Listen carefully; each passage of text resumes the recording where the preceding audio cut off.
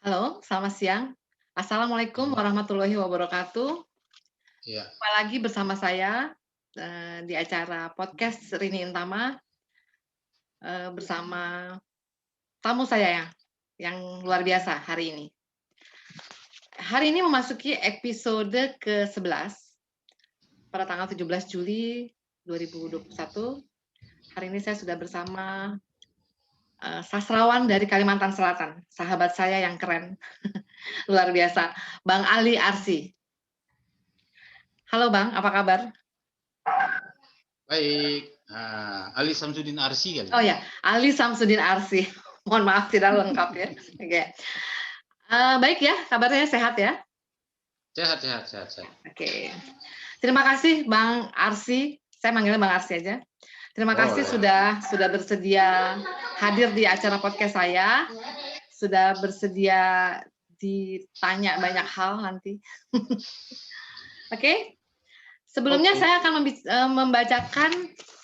membacakan sebelum kita bincang-bincang ya, Bang. Saya akan membacakan biodatanya. Biodata Bang Ali Arsy.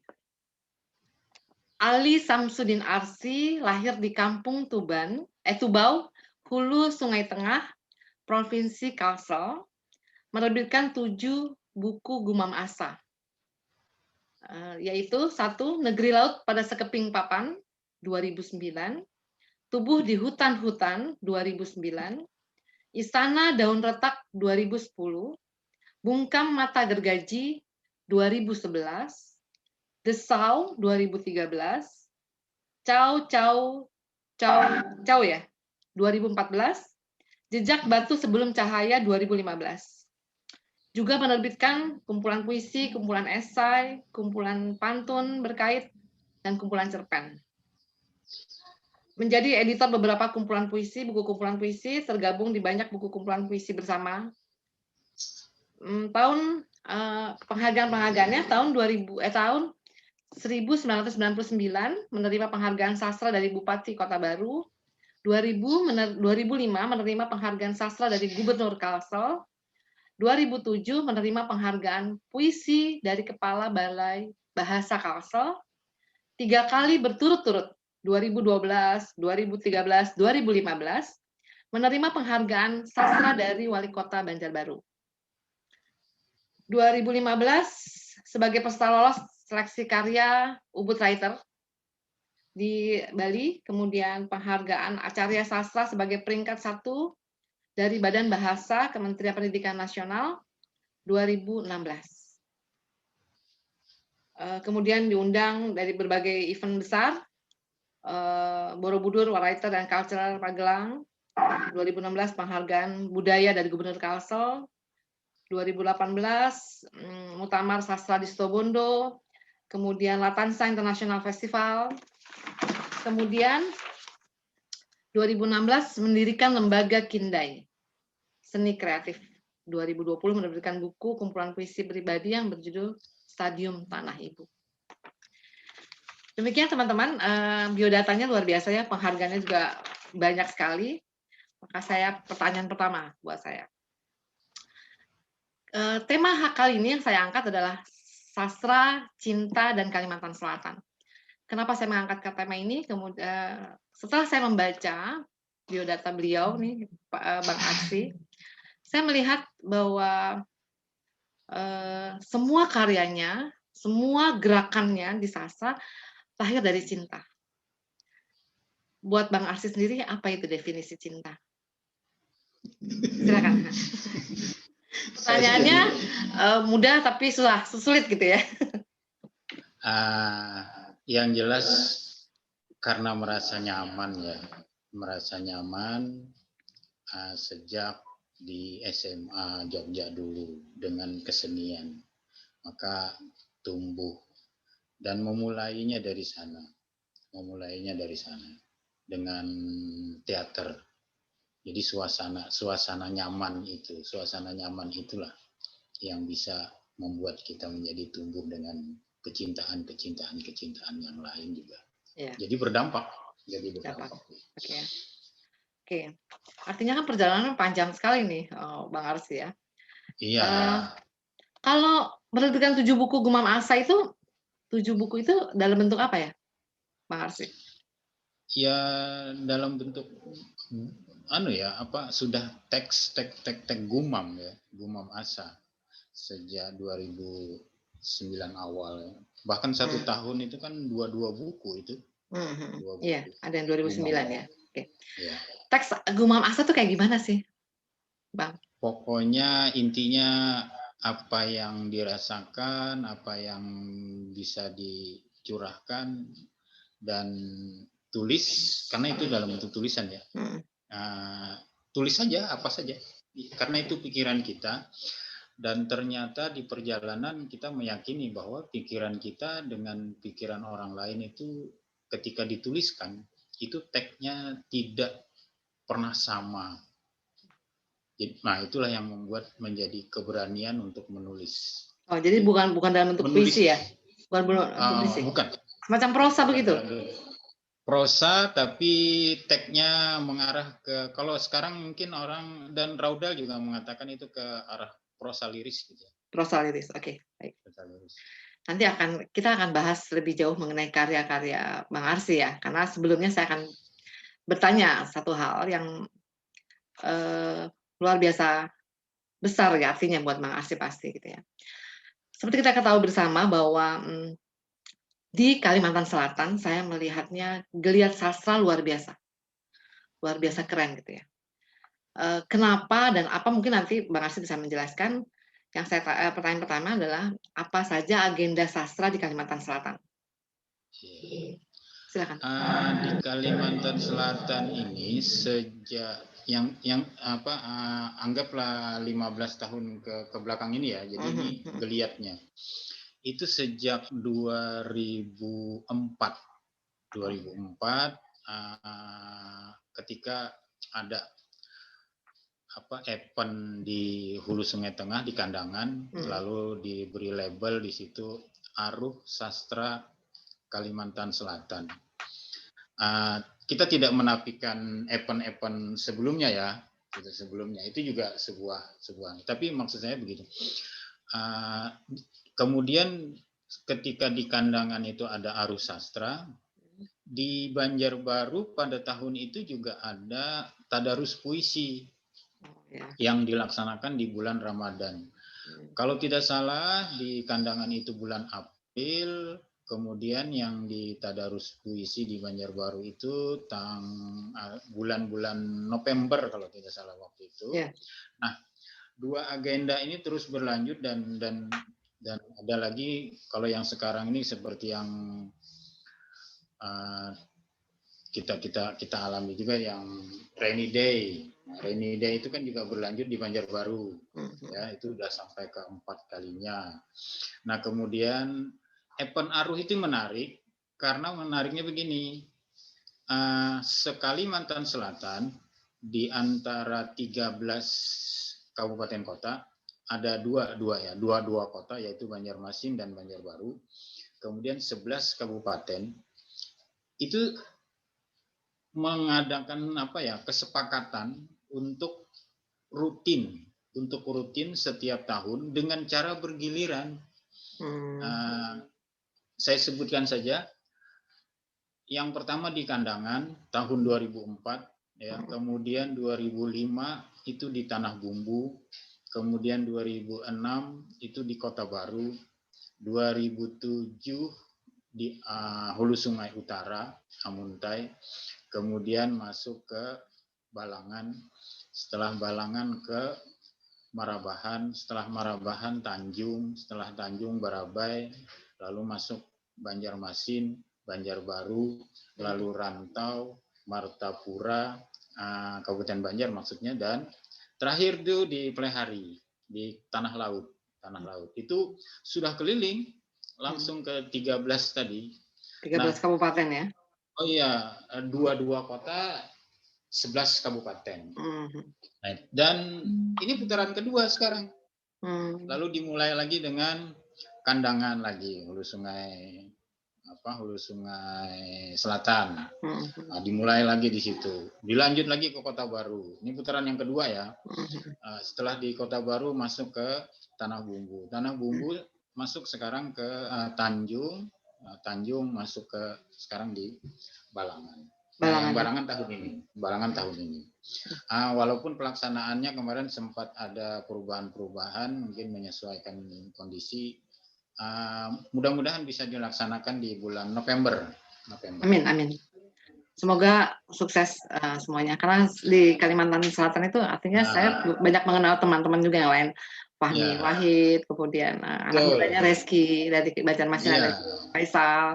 Dan yang tadarus tadi itu juga sejak 2004 saya ikut membidangi itu, mencetuskan itu dengan kerjasama beberapa pihak, ya, dukungan Pemko jelas. Sampai ke 2019 mungkin karena ada pandemi ini, lalu kita pending. Jadi dalam 2 tahun ini, tapi acaranya tetap mungkin dalam bentuk penerbitan buku itu tadarus. Dan itu cirinya di bulan Ramadan sampai sahur bahkan. Jadi ya di awal-awal sejak 2004 sampai sekitar 2011, 2010 kalau ini 2011 itu lesehan kemudian sampai sahur dan makan bersama ya sampai menjelang azan subuh baru pulang masing-masing ke tempatnya. Dan itu diundang per kabupaten juga. Intinya tadarus itu adalah mengaitkan antara tuan rumah Arus Sastra setelahnya, nanti yang selanjutnya itu hadir di tadarus lalu dia menjelaskan. Nah, begitu. Jadi ada pertautan begitu. Ada benang merahnya gitu ya. Oh ya, baik. Kalau dalam setiap acara agenda-agenda sastra tadi yang Bang Asid sebutkan, itu ada tema-tema tertentu nggak yang diangkat?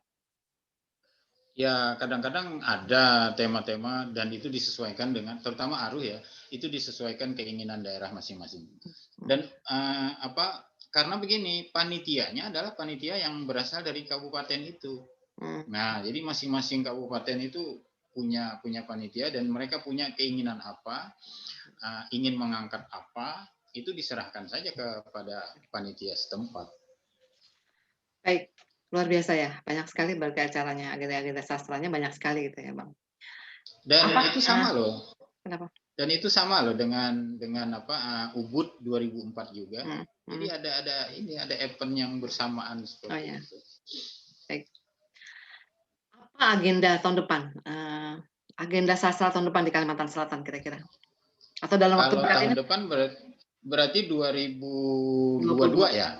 Nah, itu Tanah Laut itu sudah mulai dalam tanda petik udah kasak kusuk menyiapkan. Oke. Kalau tahun ini 2021 di Balangan itu?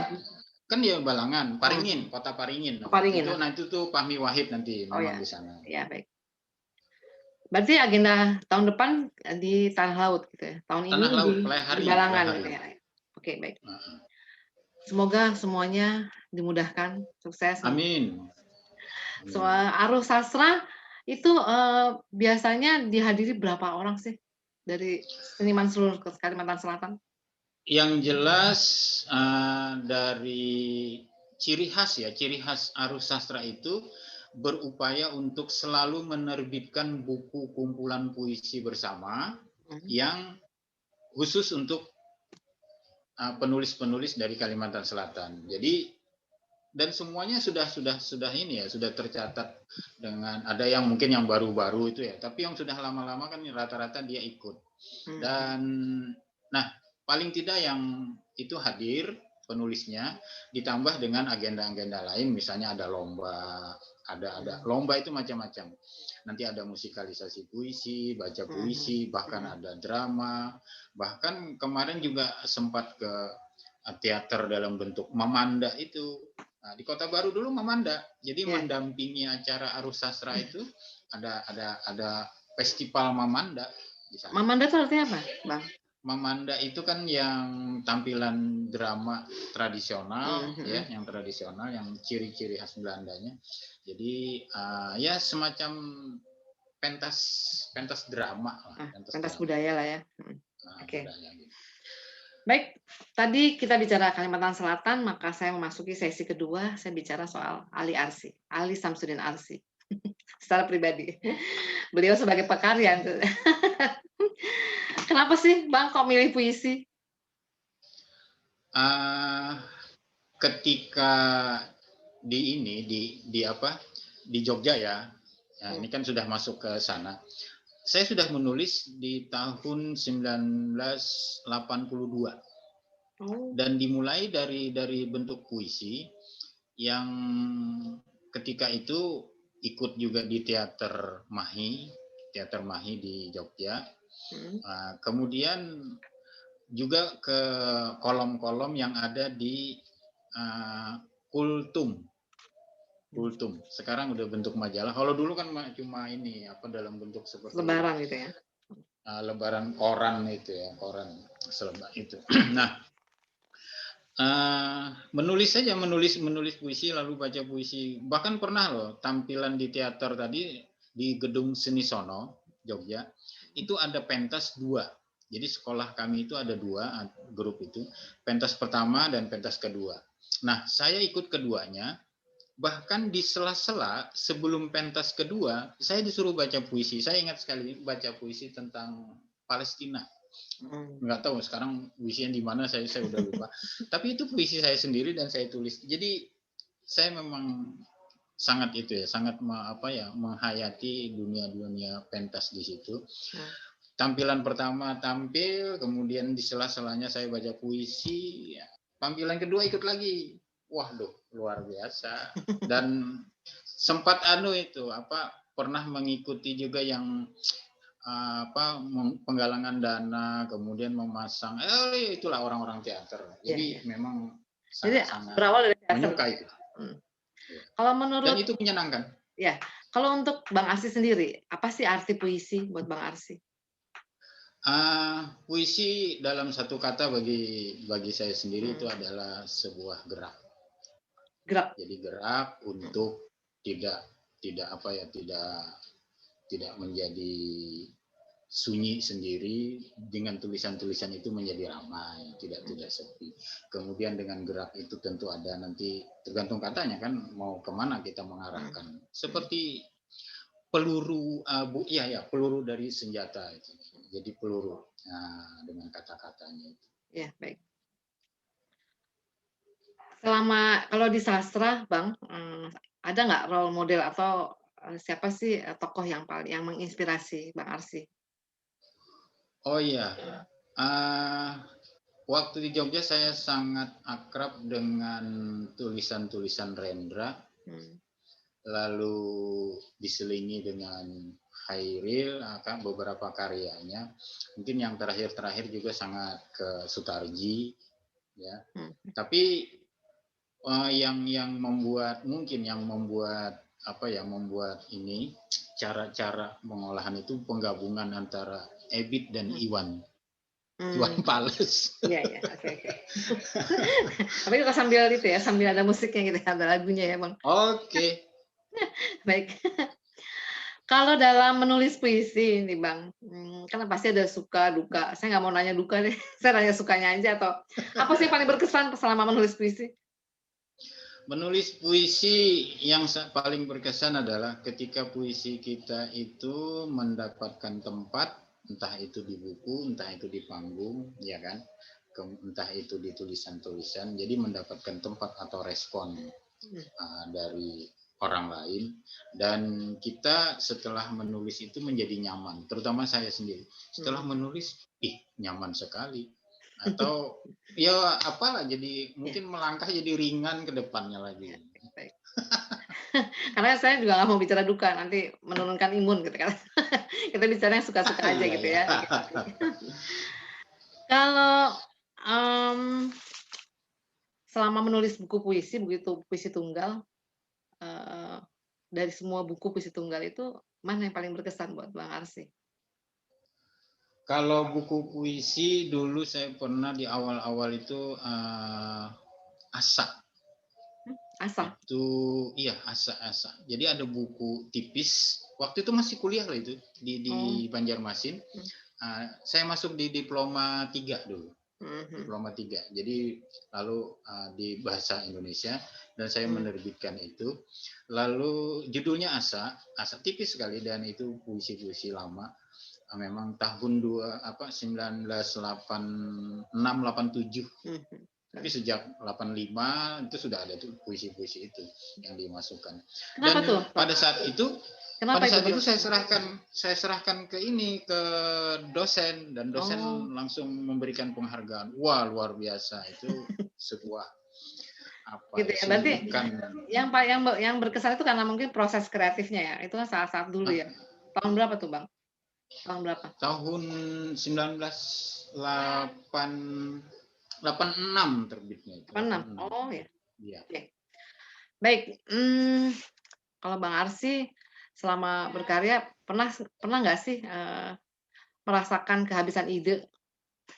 Oh, ya bisa saja, bisa. Makanya tidak semua kesempatan itu kan kita hadir dalam penerbitan buku-buku teman kan. Misalnya untuk ini untuk dan semua orang pasti mengalami. Tapi harus dipaksa. Kadang-kadang harus memaksa. Misalnya ini yang untuk Bung Hatta nih terakhir nih. Nah, untuk Bung Hatta itu kan. Wah, ini saya coba. Tapi walaupun bagaimana ada juga kadang-kadang keterbatasan itu, ya. Kemana sih sambil jalan karena dari rumah ke Kindai itu kan jauh. Iya. Ini dari rumah ke Kindai ini kan sekitar 15 kilo ya, 15 kilometer kan. Iya, jauh dan itu. Nah, di perjalanan kadang-kadang ada itu masih ini mau nulis apa ya, temanya nanti apa ya, caranya seperti apa ya. Itu tantangan. Kalaupun misalnya tidak bisa menyelesaikan, saya plong saja, enggak apa-apa. Tapi berusaha tetap ada. Ya, baik. Biasanya tuh ngapain tuh kalau udah kehabisan itu, Bang? Apa aja? Biasanya kan kalau sudah habis kan namanya pasrah aja lagi kan. Tapi tetap ada usaha tadi itu, ada usaha. Cuma kalau sudah merenung di laut mungkin atau jalan-jalan misalnya.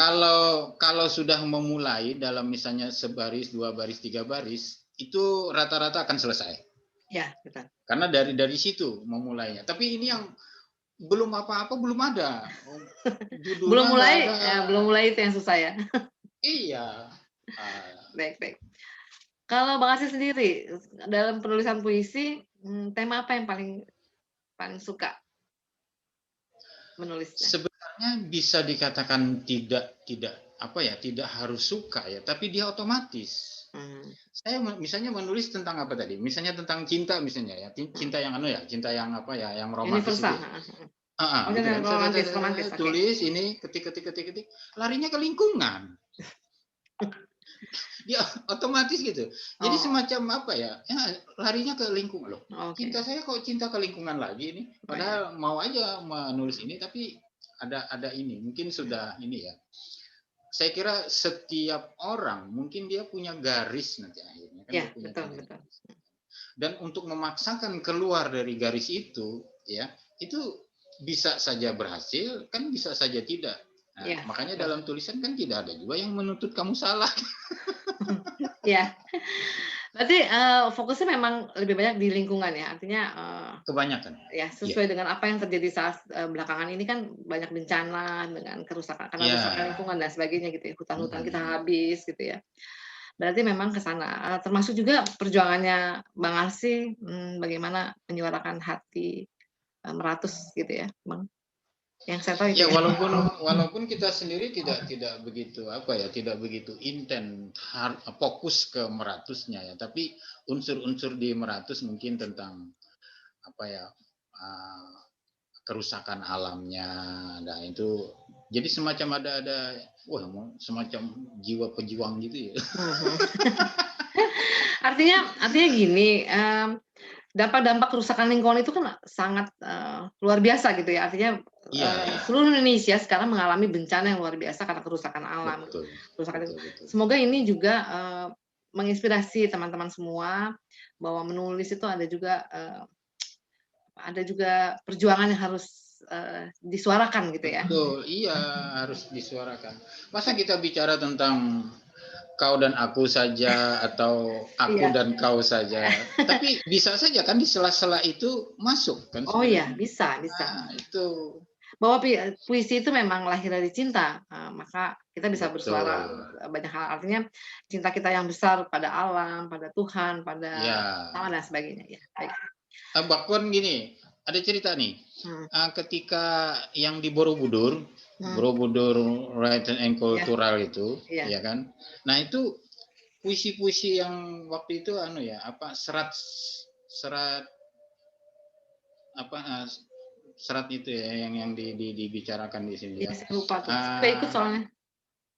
Kemudian saya malah bicara tentang kerusakan-kerusakan di Kalimantan yang saya laporkan, jadi semacam pelaporan aja ke sana. Iya. Tapi itu semua menyenangkan. Ya. Oke. Saya juga tertarik, Bang. Kebetulan dulu saya pernah juga aktif menyuarakan soal kerusakan alam gitu, bahwa kita semua sudah memprediksikan bahwa tahun 2000-an akan terjadi bencana banjir, longsor dan sebagainya karena hutan-hutan kita sudah mulai habis termasuk di Pulau Jawa juga gitu, Bang. Bagus, baik. Kalau Bang Arsy pribadi, apa sih rencana tahun depan di sastra? Barangkali mau membuat buku baru? Oh iya, ini masih proses dan mungkin nanti bisa saya buka lah sedikit bahwa buku yang direncanakan sekarang ini agak dalam tanda petik ekstrim gitu ya. Dari formatnya, format buku itu kadang-kadang kan biasa normal per lembar. Ini kadang-kadang bisa nanti memanjang, dilipat lagi baru numpuk, nanti baru halaman berikutnya lanjut pada lembar yang berikutnya. Ini sudah. Kemudian termasuk isinya juga nanti macam-macam. Bahkan ada yang di dalamnya beberapa halaman itu saya sengaja hanya judulnya saja. Jadi puisinya tidak ada. Yang batang tubuhnya ya. Batang tubuh ya. Oh ya, Jadi oke, baik. saya udah menyiapkan diri juga kalau misalnya ini nanti dicincang-cincang orang, diacak-acak. Dihajar-hajar, Dihajar, tidak ada masalah gitu. Iya. Menunjukkan untuk bahwa berani, jadi bergerak berani tadi. Jadi dengan gerakan-gerakan keberanian bahwa kita memulai itu. Dan memang rata-rata akan memandang kata itu ya, kontroversi mungkin begitu ya. Pasti itu akan terjadi. Tapi kita kan harus jalan terus, Bang, bahwa seni itu kan kita nggak bisa. Itu yang penting. Ya, betul. Itu yang penting. Betul. Saya setuju itu. Baik, sesi berikutnya adalah saya akan bicara soal Kindai. Karena ini salah satu titik yang benar-benar menarik perhatian saya gitu, Bang Arsy. Kenapa sih kok mendirikan Kindai, Bang? Saya harus memaksimalkan ide, ya kan? Kalau di tempat lain boleh saja ide itu, tapi kan dia terbentur dengan aturan hal lagi kan. Ya, banyak juga di sana. Apalagi kalau sudah berkait misalnya dalam tanda petik pemerintah gitu ya. Ya kan pemerintah juga kadang-kadang banyak pembatasan-pembatasan kan. Iya, betul. Mungkin dia punya alasan juga ya kan, misalnya karena ini itu kan tidak bisa juga. Loh kalau begitu ya udah kita tarik untuk memaksimalkan. Saya memaksimalkan diri dalam teks kesastraan itu, bagaimana sih berkesenian dalam pikiran saya. Ya udah dengan Kindai itu, tapi Kindai ini bukan yang pertama. Ada sebelumnya yang namanya Tosi dulu. Kenapa tuh? Bangunan iya Tosi itu makan gini, Taman Olah Sastra Indonesia. Wah itu kan Tosi. Kenapa berubah jadi Kindai? Kenapa berubah jadi Kindai ini tetap wadah juga. Tosi juga wadah, taman kan dulu taman, Kindai. Tapi lokasi berbeda. Dan di Tosi juga ada panggung, ada tempat untuk diskusi, ada tempat untuk latihan-latihan. Tapi karena situasi keamanan tidak kuat waktu itu, jadi Kindainya diruntuhkan aja. Saya serahkan aja teman saya, kamu mau barang apa? Itu ada kayu, ada galam, ada atap. Kalau mau ambil, runtuh sendiri dan usahakan sendiri. Nah kalau di Tosi agak serius karena ada ruang untuk menginap, kemudian ada Oh ya. bangunan lain pendukung-pendukung. Jadi dan itu merasa aman karena Tosi itu kan dekat dengan tugas sehari-hari saya di dalam jenjang instansi pendidikan atau Kindai kalau Kindai. Dan Kindai mencoba untuk berusaha mengembalikan bagaimana sih cara-cara kita berdiskusi, kemudian bagaimana tentang kebebasan berkarya, lalu kita mengolah karya. Makanya banyak diskusi-diskusi. Itu yang dicetuskan dengan sidang misalnya ya, sidang majelis puisi. Atau nanti sidang majelis cerpen juga pernah. Ya kan?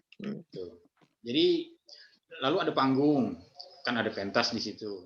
Bahkan sekarang sudah mulai membuka lagi tuh dengan merembet-rembet ke kopi. Nah, jadi nanti jadi Kindai kopi.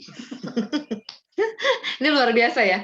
Karena saya pikir kan Bang Arsy ini sebagai penggerak gitu ya, selain sebagai pekarya juga sebagai penggerak, salah satunya melalui Kindai gitu ya. Saya melihatnya itu gitu.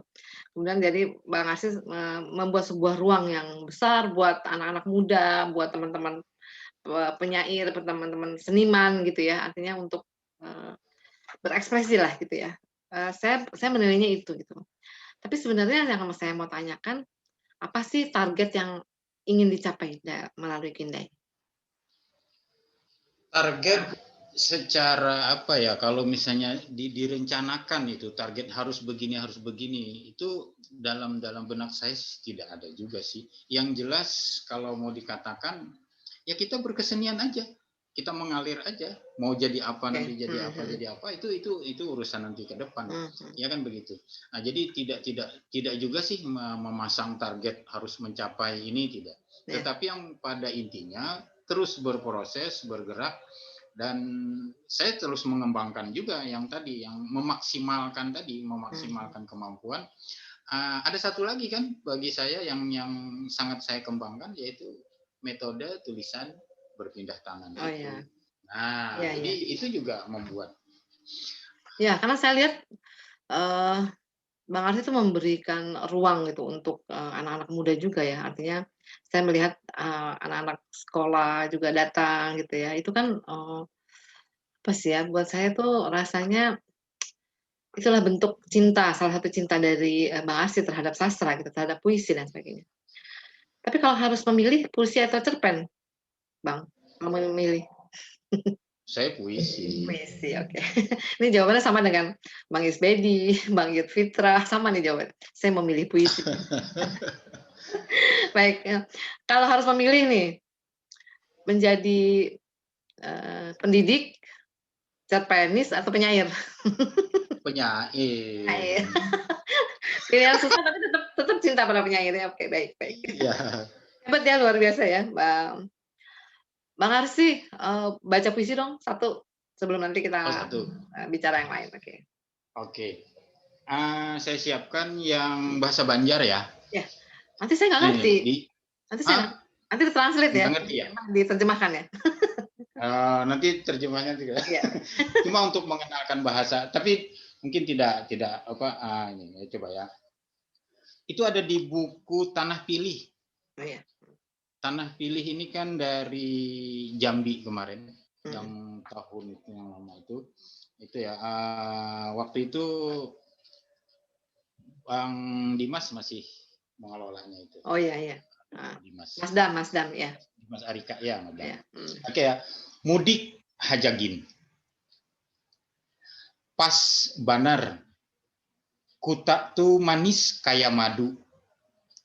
Amun sadang takarannya nyaman haja kalu.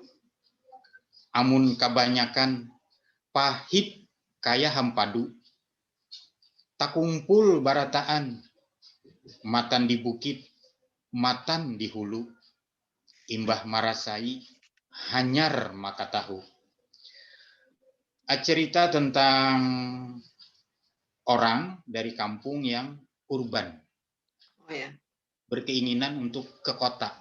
Bahwa kota itu ini. Padahal nanti kota itu luar biasa pahitnya, mungkin seperti empedu.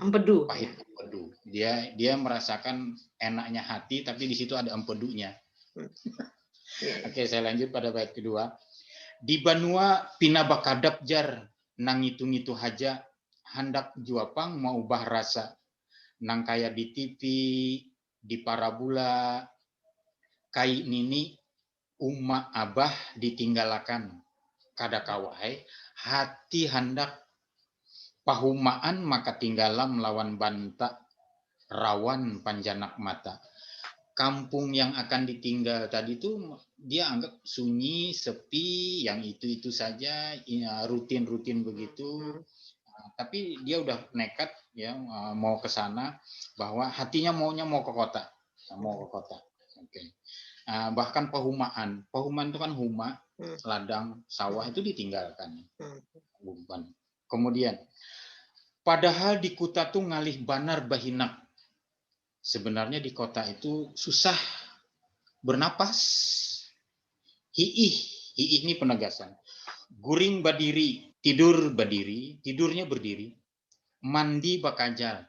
Mandi itu pokoknya rebut-rebutan.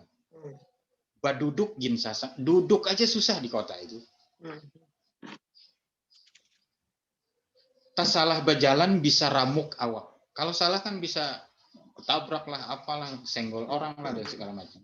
Amun kada kakaruan ganal kepala pada kupiah. Benjol-benjolnya itu kan bisa membuat kupiah kita jadi sesak. Nggak cukup gitu ya. Oke.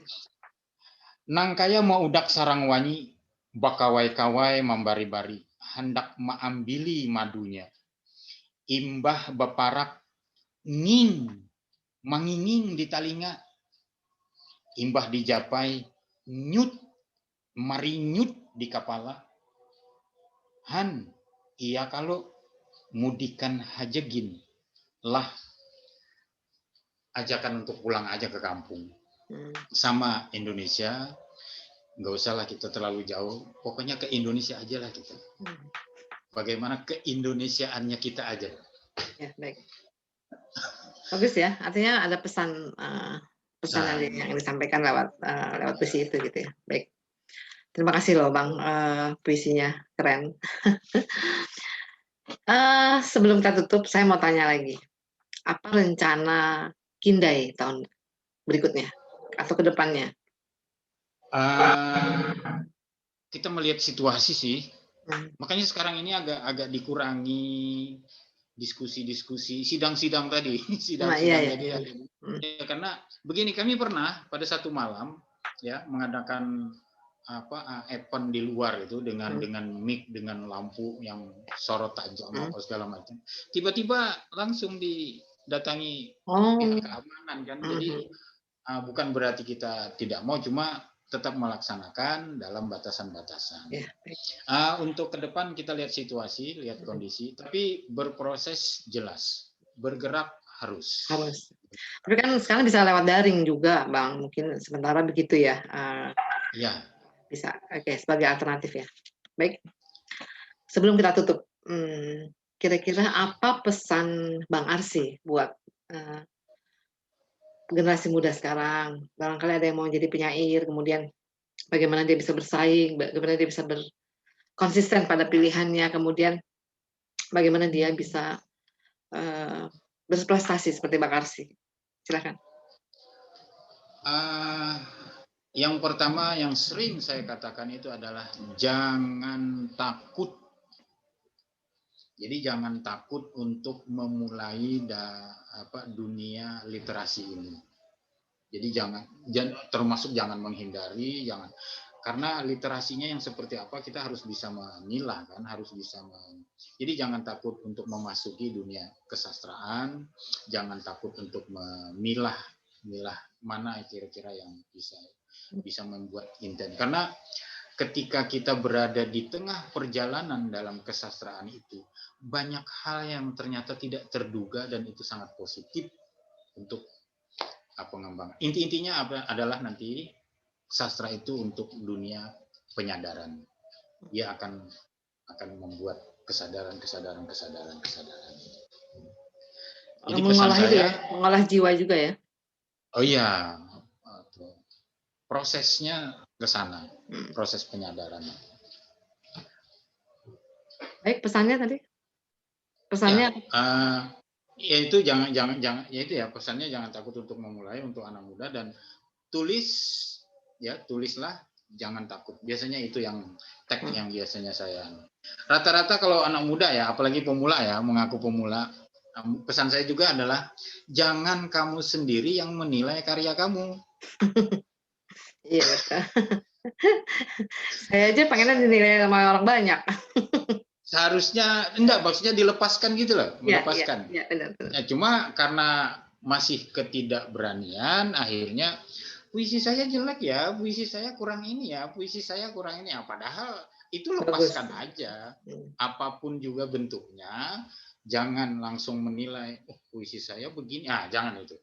Tapi tidak gampang memang, Iya, tidak benar. gampang. Semua butuh proses ya. Baik.